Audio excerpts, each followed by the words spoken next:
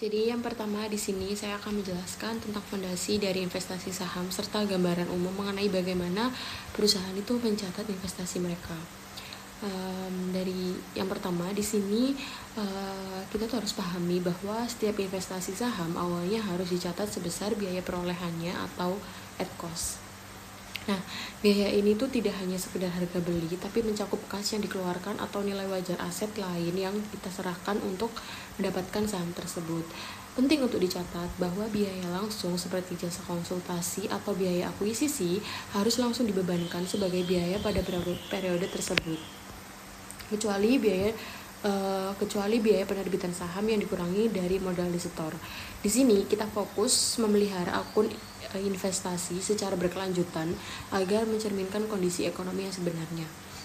Lalu bagaimana cara kita mencatatnya setelah pembelian? Nah, di sini dijelaskan bahwa metodenya itu sangat bergantung pada persentase kepemilikan, karena persentase ini tuh dianggap sebagai indikator tingkat pengaruh kita terhadap perusahaan tersebut. Yang pertama, jika kepemilikan kita di bawah 20%, maka diasumsikan bahwa kita itu tidak memiliki pengaruh signifikan, maka kita menggunakan metode nilai wajar atau biaya. Di sini kita cukup mengakui pendapatan ketika perusahaan tersebut membagikan dividen kas kepada kita. Nah, yang kedua, jika kepemilikan berkisar antara 20% hingga 50%, kita itu dianggap punya pengaruh signifikan. Pada tahap ini, GAAP mewajibkan penggunaan metode ekuitas. Metode ini sering disebut sebagai konsolidasi satu baris, karena investasi kita akan naik jika perusahaan investi mendapatkan laba dan turun jika mereka mengalami rugi atau membagikan dividen. Karena dividen sendiri itu dalam metode ekuitas dianggap sebagai pengembalian investasi, bukan pendapatan. Yang ketiga, jika di atas 50%, berarti kita sudah memiliki kendali penuh atau menjadi perusahaan induk. Secara internal, kita tetap menggunakan metode ekuitas, namun untuk laporan publik, kita wajib menyusun laporan keuangan konsolidasian yang menggabungkan seluruh aset dan kewajiban mereka ke dalam laporan kita. Nah, dari materi ini, pemahaman tentang batasan persentase ini tuh sangat krusial karena setiap metode akan menghasilkan angka yang berbeda pada neraca dan laporan laba rugi suatu perusahaan. Nah, pada slide ini kita akan membahas metode cost atau fair value dalam pencatatan investasi saham. Nah, metode ini itu digunakan ketika kepemilikan saham suatu perusahaan kurang dari 20% dan investor itu tidak memiliki pengaruh signifikan terhadap perusahaan yang diinvestasikan. Nah, dalam metode ini, investasi itu pada awalnya dicatat sebagai harga perolehan, yaitu sebesar kas yang dibayarkan saat pembelian saham. Nah, jurnal yang dibuat adalah investasi pada kas. Nah, selanjutnya apabila perusahaan menerima dividen, maka dividen tersebut itu diakui sebagai pendapatan. Maka jurnalnya adalah kas pada pendapatan dividen. Lalu, penting untuk dipahami bahwa dalam metode ini, investor itu tidak mengetahui Lalu dalam metode ini, investor itu tidak mengakui bagian laba perusahaan investi. Nah, investor itu hanya mengakui pendapatan sebesar dividen yang benar-benar diterima. Lalu pada akhir periode, apabila saham tersebut memiliki nilai pasar yang dapat ditentukan, maka investasi dapat disesuaikan ke nilai wajar. Nah, penyesuaian ini itu dapat menimbulkan keuntungan atau kerugian yang belum direalisasi. Selanjutnya ada prosedur pencatatan investasi yang menggunakan metode cost atau fair value. Nah, di sini kita masuk ke contoh kasus. Jadi, diasumsikan bahwa Pop Corporation membeli 2.000 lembar saham dari total 10 lembar saham Sun Corporation dengan harga $25 per saham pada tanggal 1 Juli. Yang artinya Pop ini memiliki 20% kepemilikan Sun Corporation. Lalu kita hitung total investasi yang dilakukan tadi, 2.000 lembar saham dikali $25 sama dengan $50.000. Nah, karena dalam ilustrasi ini itu diasumsikan tidak ada pengaruh yang signifikan, maka digunakan metode fair value atau cost. Nah, yang pertama pencatatan saat pembelian pada 1 Juli. Nah, ini investasi pada SON sebesar 50.000 pada kas sebesar 50.000. Lalu yang kedua, pencatatan saat penerimaan dividen pada 1 November. Jadi di sini Son membagikan dividen sebesar $10.000. Nah, karena POP memiliki 20%, maka dividen yang diterima itu adalah 20% dikali 10.000 sama dengan $2.000. Lalu jurnalnya itu kas sebesar 2.000 pada pendapatan dividen sebesar 2.000. Lalu yang ketiga, pengakuan laba pada 31 Desember. Nah, dalam metode fair value atau cost, tidak ada pengakuan bagian laba bersih Son Corporation. Nah, walaupun laba bersih Son selama tahun tersebut adalah $25.000, POP tidak mencatat bagian laba tersebut karena metode ini hanya mengakui dividen yang diterima. Nah, apabila harga pasar saham pada akhir periode sama dengan harga perolehan, maka tidak diperlukan penyesuaian nilai investasi. Nah, berdasarkan ilustrasi sebelumnya, POP Corporation kan melakukan investasi sebesar $50 dengan kepemilikan 20% pada Son Corporation. Nah, selama periode berjalan, POP ini menerima dividen sebesar $2.000. Nah, dalam metode cost atau fair value, pendapatan yang diakui oleh investor hanya sebesar dividen yang benar-benar diterima, yaitu $2.000. Nah, nilai investasi itu tetap dicatat sebagai harga perolehan, yakni $50.000, selama tidak ada penyesuaian nilai wajar yang diperlukan. Namun, terdapat situasi penting yang perlu diperhatikan, yaitu ketika dividen yang diterima ternyata melebihi bagian laba yang menjadi hak investor sejak tanggal perolehan investasi. Nah, laba bersih Son Corporation selama 1 tahun adalah $25.000. Nah, karena investasi ini dilakukan pada 1 Juli, maka POP hanya berhak atas laba selama setengah tahun. Jadi perhitungannya itu $25.000 dikali setengah tahun dikali 20% sama dengan 2.500. Nah, artinya bagian laba POP sejak tanggal perolehan adalah sebesar $2.000. Lalu, apabila dividen yang diterima lebih besar dari $2.500, maka selisihnya itu tidak boleh diakui sebagai pendapatan. Selisih tersebut itu dianggap sebagai return of capital atau dividen likuidasi, yang secara substansi merupakan pengembalian sebagian investasi. Sebagai contoh, jika dividen yang diterima adalah $2.000, maka seluruhnya masih berada di bawah bagian laba sebesar $2.500, sehingga dapat diakui sebagai pendapatan dividen. Namun, apabila dividen yang diterima itu melebihi $2.500, maka lebihannya ini harus didebitkan pada akun pendapatan dividen atau mengurangi pendapatan dan mengkredit akun investasi. Nah, dengan demikian, nilai tercatat investasi akan berkurang karena sebagian dana yang diterima itu bukan merupakan laba, melainkan pengembalian modal. Lalu selanjutnya, kemungkinan penyesuaian nilai wajar pada akhir periode.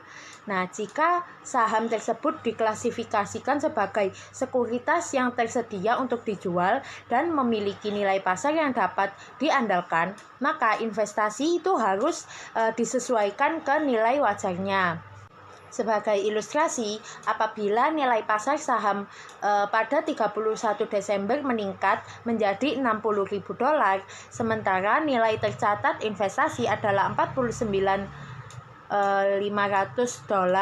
setelah penyesuaian dividen, maka terdapat selisih sebesar $10.500. Nah, lalu selisih ini itu dicatat sebagai penyesuaian nilai wajar investasi pada keuntungan belum direalisasi. Nah, keuntungan ini itu disebut keuntungan belum direalisasi karena belum terjadi transaksi penjualan. Nah, keuntungan tersebut itu tidak dilaporkan sebagai laba bersih, melainkan disajikan dalam penghasilan komprehensif lain. Selanjutnya ada kriteria kuantitatif atau the 20% rule. secara teknis atau gampangnya, akuntansi itu punya aturan main angka. Kalau kita punya saham bintang angka 20% sampai 50%, kita secara otomatis yang nggak punya pengaruh signifikan. Dan kenapa angka tersebut? Karena di level tersebut suara kita udah mulai didengar, kita bukan cuma dapat dividen, tapi kita udah punya hak untuk menentukan arah perusahaan itu. Tapi perlu diingat, di bawah 20% kita dianggap cuma investor biasa atau passive investor. Terus ada 20-50% kita punya signifikan influence, yaitu active investor. Tapi kalau udah ada di atas 50%, itu bukan pengaruh, tapi udah lebih ke pengendalian atau kontrol penuh. Lalu selanjutnya ada indikator kualitatif. Tapi ada satu hal yang penting, angka 20% itu bukan angka yang pasti gitu. Ada kalanya kita cuma punya angka saham 15%, tapi kita udah harus pakai metode ekuitas. Kenapa? Karena kita punya power yang nyata di lapangan. Lalu indikatornya itu ada beberapa macam. Yang pertama ada representasi di dewan direksi, terus ada ikut kebijakan, transaksi material, pertukaran manajer, dan ketergantungan teknologi. Jadi kesimpulannya, significant influence itu bukan cuma soal substansi, bukan cuma soal angka di atas kertas. Kalau investor punya power buat ngarahin perusahaan itu, maka wajib pakai metode ekuitas.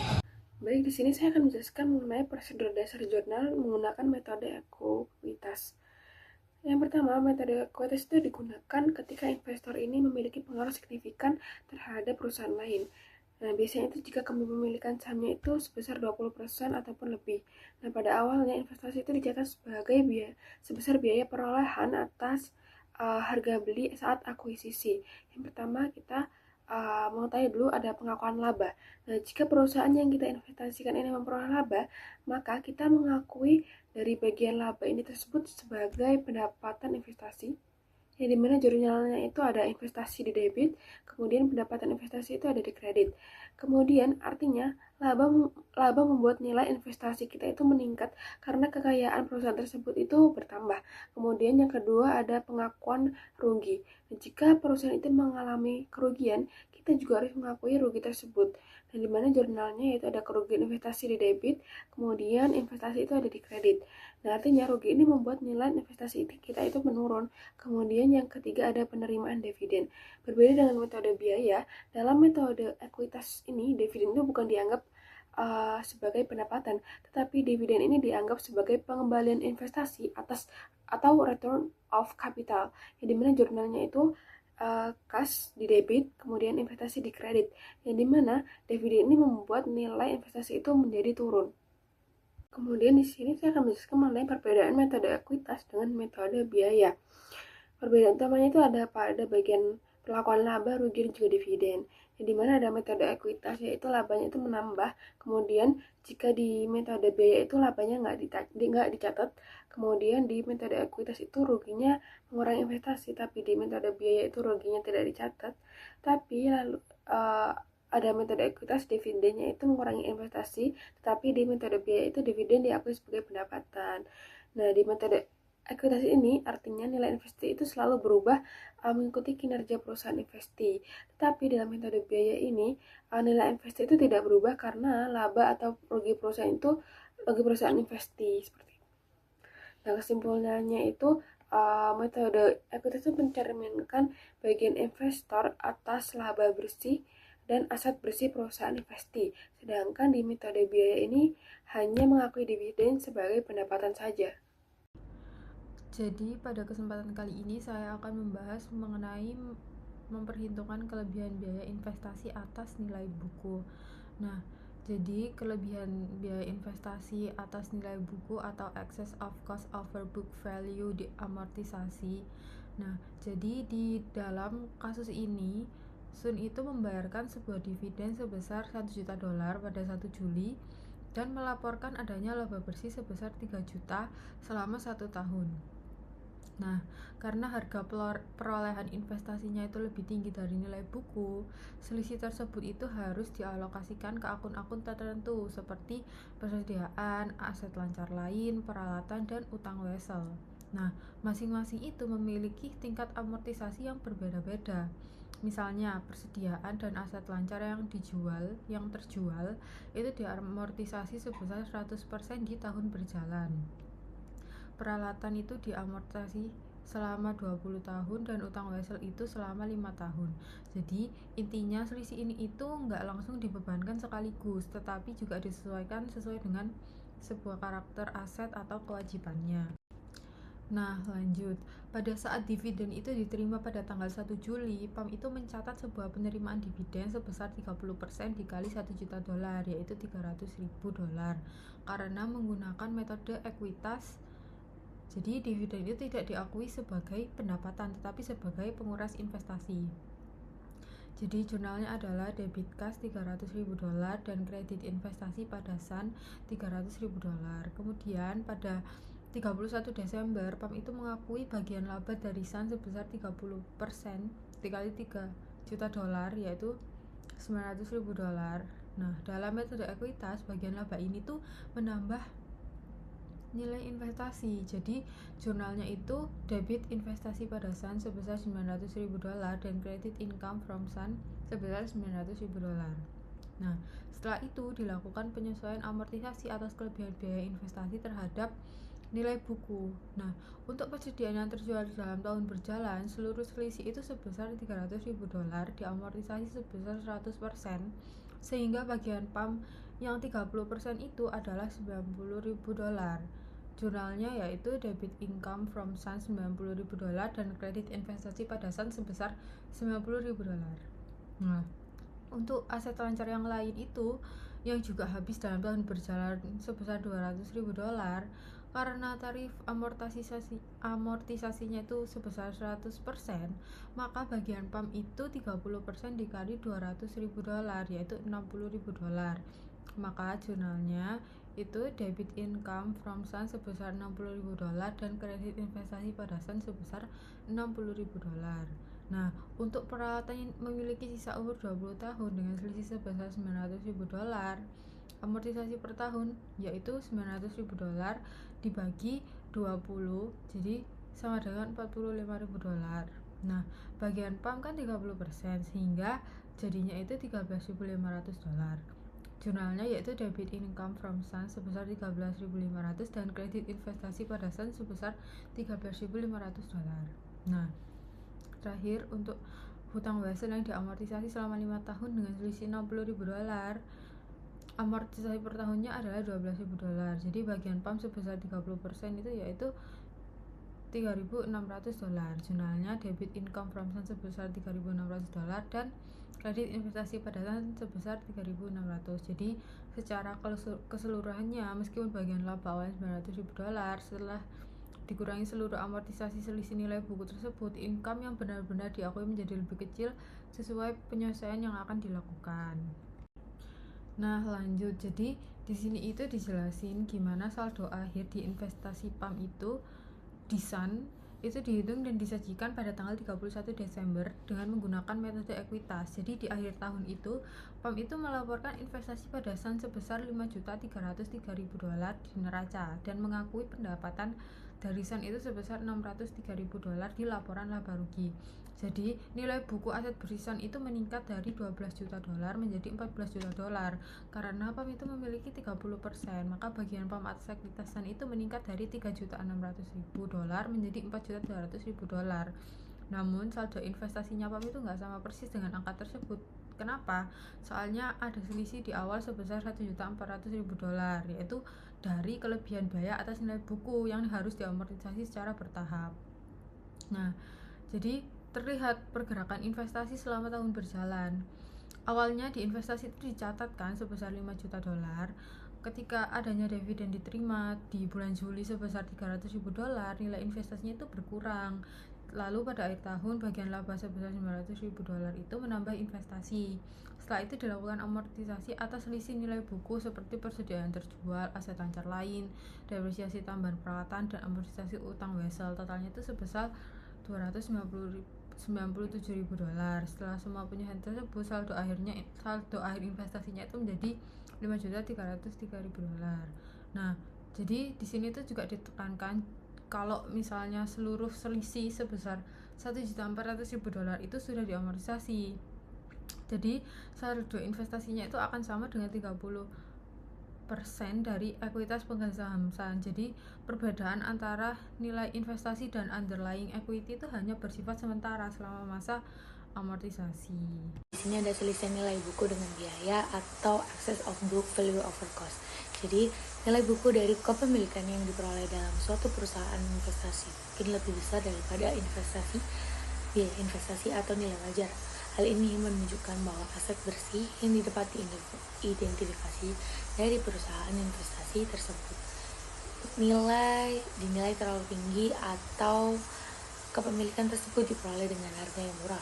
Keuntungan pembelian dengan harga murah akan dicatat sebagai keuntungan biasa seperti yang dijelaskan pada bab 1. Lalu di sini ada kasus, yaitu sebuah perusahaan POP membeli 50% saham Sun pada 1 Januari dengan harga $40.000 karena kepemilikan 50% POP itu memiliki pengaruh signifikan digunakan pada metode ekuitas atau equity method. Yang pertama ini membandingkan harga perolehan vs nilai buku. Ekuitas Sun pada 1 Januari yaitu sebesar $100.000. Bagian POP itu 50%, yakni dapatnya $50.000. Tetapi POP hanya membayarkan sebesar $40.000, yang artinya POP akan membeli lebih murah daripada nilai buku yang seharusnya. Selisihnya adalah di $10.000. Ini juga disebut dalam excess book value over cost, yaitu nilai buku yang diperoleh lebih besar dari harga beli. Lalu yang kedua, ada penyebab selisih. Kenapa itu selisih $10? Selisih ini berasal dari aset Sun yang nilainya terlalu tinggi di buku persediaan. Itu ada terlalu tinggi $2.000, sedangkan di peralatan ini terlalu tinggi $18.000. Karena POP hanya memiliki 50%, bagian POP ini menjadi $1.000 untuk persediaan dan $9.000 untuk peralatan. Jadi totalnya ada di $10.000. Tidak ada goodwill karena harga beli ini sama dengan nilai wajar aset bersih. Lalu yang ketiga di jurnal method ekuitas. Jadi selanjutnya di sini ada jurnal, yaitu pada 1 Januari jurnal ini berkata investment in Sun to cash. Jadi ini tuh sebesar $40. Lalu di Juli tanggal 1 juga ada cash to investment in Sun sebesar $2.500 atau $2,5. Lalu di Desember tanggal 31 ini ada investment in Sun to income from Sun sebesar $10 dari selisih tadi. Oke, lalu dilanjut dengan adanya jurnal untuk tanggal 31 Desember, yaitu investment in Sun to income from Sun, ini $1.900 atau $1,9. Nah, ini tuh dari mana? Dari amortisasi excess of book value over investment cost assignment 2. Jadi ini tuh hitungannya tuh dari inventorinya itu 1000 kali 100%, jadi hasilnya kan $1 atau 1000. Lalu ditambah dengan equipmentnya itu 9000 kali 10%, jadi cuma diambil $9 atau bisa disebut juga 900. Jadi totalnya itu jadi 1,9, bisa juga dibilang 1900. Lalu untuk saldo akhir investasinya itu perhitungan awal biayanya itu 40.000 dikurangi dividen 2.500 ditambah labanya 10.000 dan amortisasinya itu 1.900. Jadi saldo akhirnya investasi itu ada di 49.400. Lalu selanjutnya ada makna akuntansinya, ya ini kasus ini menunjukkan bahwa jika harga beli kurang dari nilai buku, investor akan membeli dengan murah. Selisih ini harus dialokasikan ke aset yang terkait. Amortisasi selisih mempengaruhi pendapatan investasi. Melalui metode ekuitas akan mencerminkan bagian investor atas laba perusahaan. Akan dilanjutkan oleh teman saya. Jadi di sini saya akan menjelaskan tentang akuisisi tengah tahun atau interim purchase. Akuisisi tengah tahun adalah kondisi ketika investor membeli saham perusahaan lain tidak di awal tahun, tetapi di pertengahan periode, misalnya di bulan April, Juli, dan lain sebagainya. Topik ini biasanya dibahas dalam konteks equity method. Nah, di sini ada 3 prinsip utama, prinsip penting equity method. Yang pertama adalah investor hanya mengakui laba setelah tanggal akuisisi. Artinya, laba sebelum tanggal pembelian tidak boleh diakui, karena saat itu investor belum memiliki kepemilikan. Yang kedua, laba dihitung secara proporsional waktu. Karena pembelian tidak di awal tahun, maka laba yang diakui harus dihitung sesuai bagian waktu kepemilikan. Contohnya, akuisisi tanggal 1 April, berarti hanya 9 bulan di April sampai dengan bulan Desember yang diakui, bukan 12 bulan penuh. Nah, yang ketiga, dividen setelah akuisisi mengurangi akun investasi. Dalam equity method, dividen bukan pendapatan tetapi dianggap sebagai pengambilan investasi. Jadi, dividen akan mengurangi nilai akun investasi pada investor.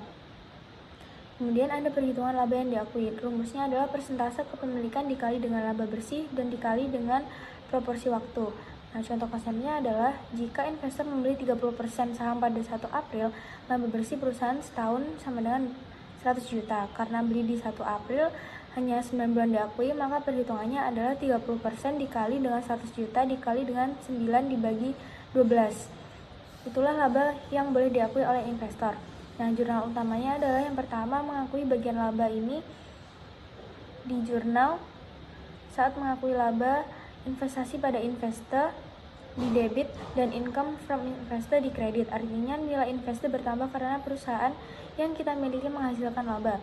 Nah, yang kedua itu menerima dividen. Saat menerima dividen, kas di debit dan investasi pada investor itu di kredit. Artinya dividen mengurangi nilai investasi bukan secara sebagai pendapatan.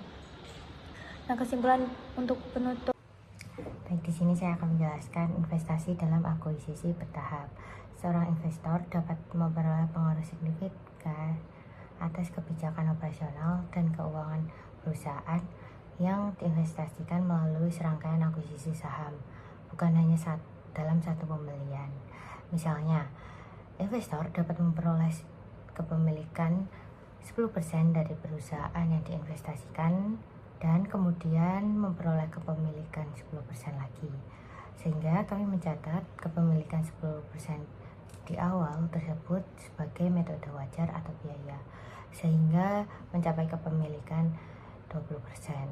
Jadi perusahaan awalnya hanya investasi biasa, tapi setelah kepemilikan bertambah dan punya pengaruh signifikan, perilaku akuntansi harus bertambah. Misalnya, Pop Corporation mengakuisisi 10% saham di Sun Corporation seharga $750.000 pada tanggal 2 Januari 2016 dan 10% saham lainnya seharga $850 pada tanggal 2 Januari 2017. Ekuitas pemegang saham Sun Corporation pada tanggal akuisisi tersebut adalah sebagai berikut. Yang pertama, pada tanggal 2 Januari 2016 modal saham sebesar 5.000, laba ditahan sebesar 2.000, maka total ekuitas pemegang saham di tahun 2012 tanggal 2 Januari yaitu 17.000. Lalu di tanggal 2 Januari 2017 modal saham sebesar 5.000 dan laba ditahan sebesar 2.500.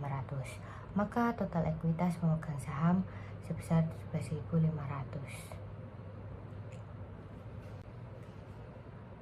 Selanjutnya, Pop Corporation tidak dapat menghubungkan kelebihan biaya investasi atas nilai buku dengan hal-hal yang dapat diidentifikasi seperti aset bersih. Pada tanggal 2 Januari 2017, ketika 10% kedua diperoleh, Pop Corporation menerapkan metode ekuitas dalam akuisisi untuk memperoleh kepemilikan saham sebesar 20%. Hal ini mengharuskan konversi nilai tercatat dari 10% saham awal tersebut atau equity method. Dengan metode tersebut, bunga presentasi dari biaya perolehan sebesar $750 ke nilai yang benar didasarkan ekuitas. Peningkatan laba ditahan Sun sebesar 500 untuk tahun 2016 mewakili pendapatannya dikurangi dividen untuk tahun 2016. Pop melaporkan dividen yang diterima dari Sun Corporation sebagai pendapatan berdasarkan metode biaya. Oleh karena itu, Pendapatan POP di tahun 2016 berdasarkan metode ekuitas lebih besar sebesar 10% dari peningkatan laba ditahan SON untuk 2016. Kenaikan laba SON di tahun 2016 ini harus memiliki penyesuaian karena di 2016 belum diakui karena masih menggunakan cost method. Maka tanggal 2 Januari 2017 harus memiliki penyesuaian seperti investment in SON sebesar 50 dan return in early sebesar 50.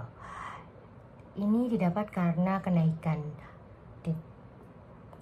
laba ditahan SON pada 2016 sebesar 500 dan bagian POP naik sebesar 10%. Selanjutnya di sini ada penghentian operasi dan pertimbangan lainnya. Jadi dalam metode ekuitas ini biasanya bagian laba investasi dilaporkan dalam satu akun, yaitu income from investment. Tapi jika investinya memiliki discontinued operation, maka bagian laba tersebut harus dipisahkan antara laba operasi berkelanjutan, laba rugi discontinued operation, dan tidak boleh digabung menjadi satu angka. Dan pada contoh gambar ini, POP Corporation itu memiliki 40% saham SON Corporation. Jadi POP menggunakan metode ekuitas untuk mencatat investasi. Lalu SON melaporkan laba dari operasi berkelanjutan sebesar $50.000 dan rugi dari discontinued operation sebesar $50.000, sehingga laba bersihnya yaitu $450.000. Lalu karena POP memiliki 40%, maka bagian laba yang menjadi hak POP itu 40% dari masing-masing komponen tersebut. Dari operasi berkelanjutan, POP mendapat $200.000. Dari discontinued operation, POP menanggung rugi sebesar $20.000. Jadi secara total bagian laba bersih POP adalah $180.000. Nilai investasi POP di SON akan naik sebesar $180.000. Yang terpenting adalah cara penyajian di laporan laba rugi. POP tidak boleh langsung melaporkan $180.000 sebagai satu angka pendapatan investasi. Bagian $200.000 dilaporkan sebagai investment income, sedangkan $20.000 dilaporkan terpisah sebagai discontinued operation loss. Hal ini harus dipisahkan karena discontinued operation itu mencerminkan aktivitas yang sudah dihentikan, jadi harus ditampilkan secara terpisah agar pengguna laporan keuangan bisa membedakan kinerja normal perusahaan dengan aktivitas yang tidak lagi berlanjut. Lalu selanjutnya di sini ada other requirements of equity method. Jadi dalam metode ekuitas, investor itu harus mengeliminasi laba atau rugi transaksi dengan investasi sampai benar-benar direalisasi kepada pihak luar. Yang artinya jika penjualan barang antara kedua pihak dan barang tersebut masih belum dijual ke pihak ketiga, maka laba belum dianggap nyata dan harus ditangguhkan. Lalu yang kedua ada mengamortisasi selisih nilai wajar aset bersih yang teridentifikasi saat akuisisi. Lalu yang ketiga ada menyesuaikan nilai investasi jika terjadi perubahan bagian kepemilikan aset atas aset bersih investasi. Nah, jadi intinya metode ekuitas ini tidak hanya mencatat bagian laba, tapi juga perlu menyesuaikan agar nilai investasi mencerminkan kondisi ekonomi yang sebenarnya. Yang selanjutnya yaitu investasi dengan saham preferen. Bandingkan harga peroleh atau cost dengan nilai buku saham biasa, yaitu total ekuitas dikurangi nilai buku saham preferen.